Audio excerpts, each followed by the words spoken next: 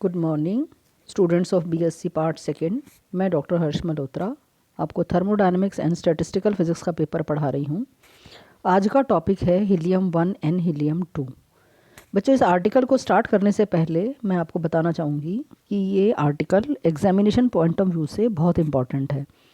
इस पर जो क्वेश्चंस एग्ज़ाम में पूछे जाते हैं, पहले आप उन क्वेश्चंस को आप नोट कर लीजिए। बहुत बार रिपीटेडली ये क्वेश्चंस पूछे गए हैं। जैसे हीलियम 1 एंड हीलियम 2 में अंतर स्पष्ट कीजिए। Right a difference between helium 1 and helium 2। This question is also very important. इसी प्रकार से जो क्वेश्चन पूछा जाता है, हीलियम का ट्रिपल पॉइंट यानी त्रिक बिंदु को समझाइए। ऐसे ही हीलियम के गुणों की व्याख्या कीजिए। Right the properties of helium. एक और क्वेश्चन जो बहुत बार पूछा गया है, हीलियम एक सुपर फ्लूइड है यानी अति तरल है, इसको समझाइए। कई बार हीलियम 1 और हीलियम 2 की जो प्रॉपर्टीज़ हैं उनको पूछा जाता है, तो प्रॉपर्टीज़ वहाँ पर क्वेश्चन के अंदर मेंशन की भी होती हैं। जैसे रोलिंग फिल्म, ये भी एक इसकी बहुत इंपॉर्टेंट प्रॉपर्टी है। Fountain and mechanical calorie effect है। This effect is also very very important, बहुत बार एग्जाम में पूछा गया है।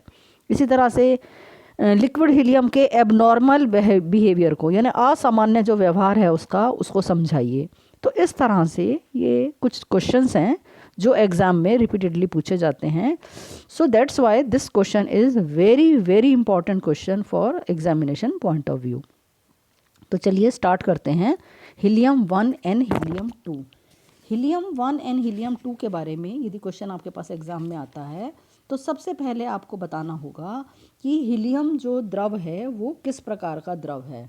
तो द्रव हीलियम क्या है, इसके बारे में जब पूछा जाता है कि द्रव हीलियम कैसा है, वो है द्रव हीलियम के बारे में बताइए, तो आपको क्या लिखना है। द्रव हीलियम एक कलरलेस यानी रंगहीन, ट्रांसपेरेंट है यानी पारदर्शी है, और हाईली वोलेटाइल यानी जिसमें हाई उसकी जो बॉइलिंग पॉइंट है वो बहुत ज़्यादा है। ठीक है। तो और दूसरा क्या है कि इसका जो बॉइलिंग पॉइंट है वो नॉर्मल प्रेशर पर यानी एक वायुमंडलीय दाब पर सबसे कम यानी 4.2 केल्विन होता है। ठीक है। इसका फ्रीजिंग पॉइंट नहीं होता है, यानी इसको आप ठोस में परिवर्तित नहीं कर सकते हैं। लेकिन यदि नॉर्मल प्रेशर पर इसका कोई फ्रीजिंग पॉइंट यानी इसको हम ठोस में परिवर्तित नहीं कर सकते हैं। लेकिन यदि इसका प्रेशर बढ़ा दिया जाए यानी 23 एटमॉस्फेरिक प्रेशर हो, तब इसका जो फ्रीजिंग पॉइंट है वो 1.1 केल्विन पर प्राप्त हो सकता है। और प्रेशर को बढ़ा दें तो और भी हाई टेम्परेचर पर भी हम इसको फ्रीज कर सकते हैं, लेकिन नॉर्मल प्रेशर पर हम इसको फ्रीज नहीं कर सकते हैं। ये इसकी एक इम्पॉर्टेंट प्रॉपर्टी है। साथ ही एक बहुत ही इम्पॉर्टेंट प्रॉपर्टी है, वो ये है कि इसका ठोस, द्रव और गैस तीनों जो अवस्थाएं होती हैं, जो 3 डिफरेंट फेसेस होते हैं, उनमें ये एक साथ एग्जिस्ट नहीं करता है, अर्थात इसका कोई भी ट्रिपल पॉइंट नहीं होता है। तो यदि आपके पास एग्जाम में सवाल आता है कि हीलियम के ट्रिपल पॉइंट को समझाइए, तो उसका आंसर अब आपका क्लियर हो गया कि हीलियम क्या है। हीलियम के अंदर ठोस, द्रव और गैस यानी वाष्प तीनों अवस्थाएं एक साथ, सॉलिड, लिक्विड एंड वेपर, जो 3 डिफरेंट स्टेट्स हैं, वो एक साथ एग्जिस्ट नहीं करती हैं। There is no coexistence of solid, liquid and vapour state in helium. So that's why it have no triple point. इसका कोई त्रिक बिंदु नहीं होता है। ये हो गया इसका आंसर। अब यदि उसके मार्क्स ज़्यादा आ रहे हैं, यदि ये मार्क्स 3 मार्क्स में पूछा गया है, तब आप क्या करेंगे। उस केस में आप क्या करोगे बच्चों, उस केस में आप ये वाला जो डायग्राम है, इस डायग्राम को आपको बनाना है और इसको डायग्राम को एक्सप्लेन करना है। अब इस डायग्राम के अंदर क्या ख़ास बात है, इस डायग्राम में ये क्या कहलाता है हमारा, इस डायग्राम को बोलते हैं हम phase diagram of helium. Helium का प्रावस्था आरेख, ये बोलते हैं इसको हम, है ना। और प्रावस्था आरेख किसे कहते हैं, अवस्थाओं के बीच में यानी प्रेशर और टेम्परेचर के बीच में जो खींचा गया कर्व है वो कहलाता है हमारा फेस डायग्राम।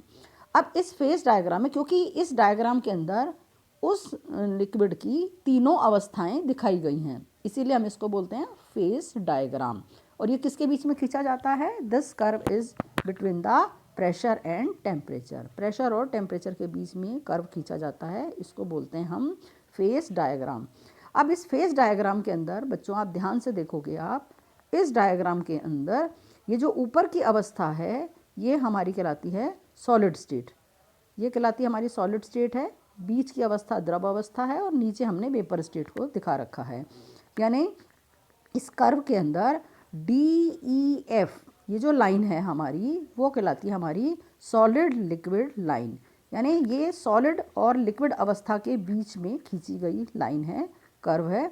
और इसी प्रकार से जो BAC कर्व है ये कहलाता है हमारा लिक्विड वेपर स्टेट कर्व। यानी ये लिक्विड और वेपर स्टेट के बीच में खींचा गया कर्व है। जैसा कि आप इस कर्व के अंदर देख रहे हैं, DEF कर्व में ई बिंदु एक ऐसा बिंदु है जिस पर इस कर्व की कर्वेचर चेंज हो रही है। इसी प्रकार से BAC कर्व जो है, इस कर्व की भी कर्वेचर ए बिंदु पर चेंज हो रही है। और ये जो दोनों कर्व हैं हमारे, कौन से कर्व, ठोस और लिक्विड के बीच में खींचा गया कर्व और लिक्विड और वेपर स्टेट के बीच में जो खींचा गया कर्व है, ये कर्व कहीं भी आपस में मिलते नहीं हैं। सो कह सकते हैं कि इसकी तीनों अवस्थाएं एक साथ एग्जिस्ट नहीं करती हैं, ठीक है। इसीलिए इसको ट्रिपल पॉइंट प्राप्त नहीं होता है। तो यदि आपका ट्रिपल पॉइंट पर सवाल पूछा जा रहा है एग्ज़ाम में, तो आप क्या करेंगे, ये वाला जो कर्व है ये खींचने के बाद आप इस कर्व के साथ साथ इसको एक्सप्लेन कर पाएंगे।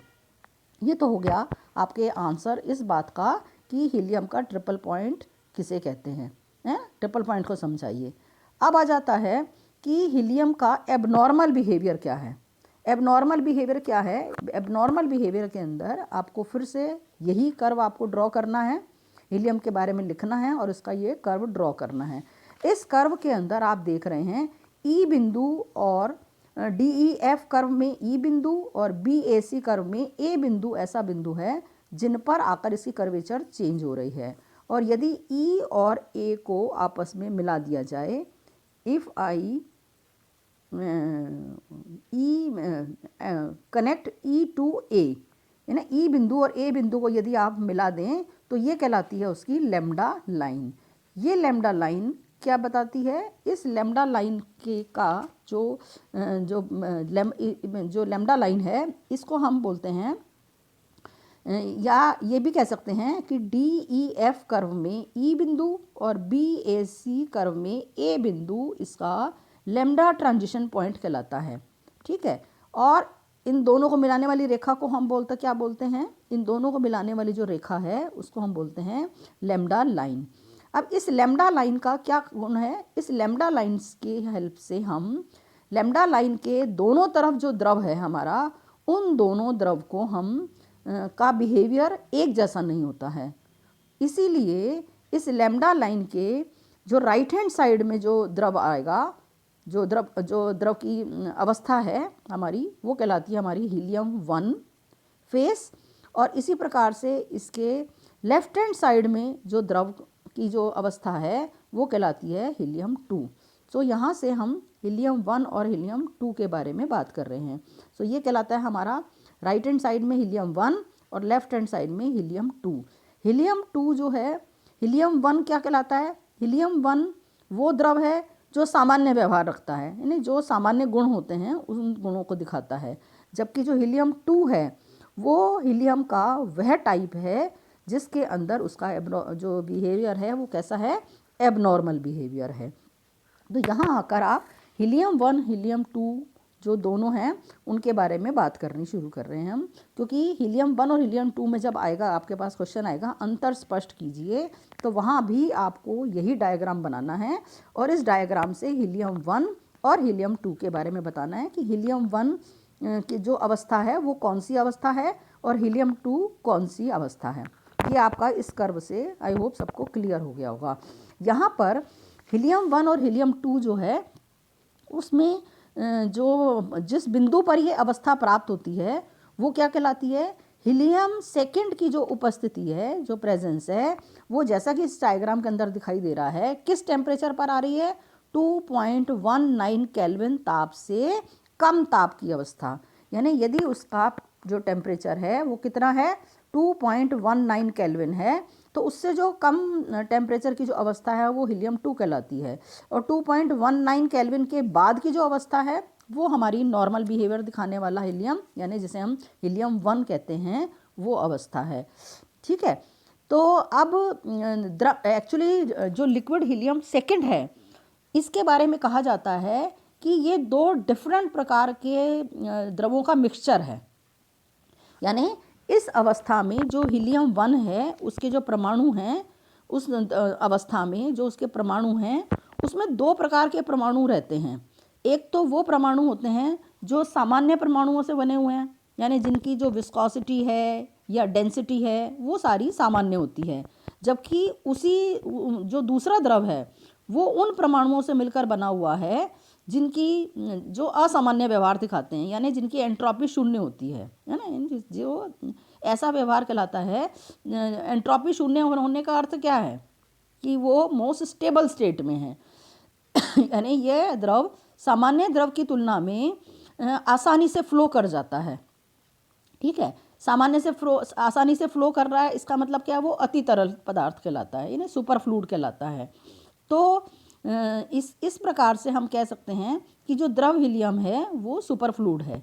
तो परम शून्य ताप पर जो पूरा द्रव है वो दूसरे प्रकार के द्रव में बदल जाता है, और परम शून्य ताप से कम ताप पर वो अधिक ताप पर वो क्या रहता है, नॉर्मल बिहेवियर दिखा रहा है। तो ये कहलाता है हमारा लिक्विड हीलियम के बारे में जो एबनॉर्मल इसका बिहेवियर है। अब जो अगला क्वेश्चन मैंने आपको बताया था कि इसके कुछ डिफरेंट प्रॉपर्टीज़ हैं जिनके बारे में एग्ज़ाम में पूछा जाता है। जैसे इसकी डेंसिटी के बारे में पूछा जाता है, स्पेसिफिक हीट के बारे में पूछा जाता है, विस्कोसिटी के बारे में यानी श्यानता के बारे में पूछा जाता है, या इसी को हम कह सकते हैं कि हीलियम सेकेंड को अति तरल यानी सुपर फ्लूइड क्यों कहते हैं, है ना। ये इसके बारे में पूछा गया है एग्ज़ाम में कई बार। और रोलिंग इफेक्ट और फाउंटेन एंड मैकेनिकल क्लोरी इफेक्ट, यानी फव्वारा एंड यांत्रिक ऊष्मीय प्रभाव, है ना, ये एक डिफरेंट जो गुण हैं वो और किसी में नहीं पाए जाते हैं, वो सिर्फ हीलियम में पाए जाते हैं। तो ये जो इफ़ेक्ट हैं इनके बारे में हम नेक्स्ट लेक्चर में पढ़ेंगे। अभी तक आप ये वाला क्वेश्चन आप तैयार कर लीजिए कि हीलियम 1 और हीलियम 2 में अंतर स्पष्ट कीजिए, उसका ट्रिपल पॉइंट को समझाइए, और इसको सुपर फ्लूइड किसे क्यों कहा जाता है, और इसका या ये जो क्वेश्चन है कि लिक्विड हीलियम के एबनॉर्मल बिहेवियर को समझाइए। ये जो क्वेश्चंस हैं, इस तरह के जो क्वेश्चंस हैं, इनको आप अभी तैयार कर लीजिए।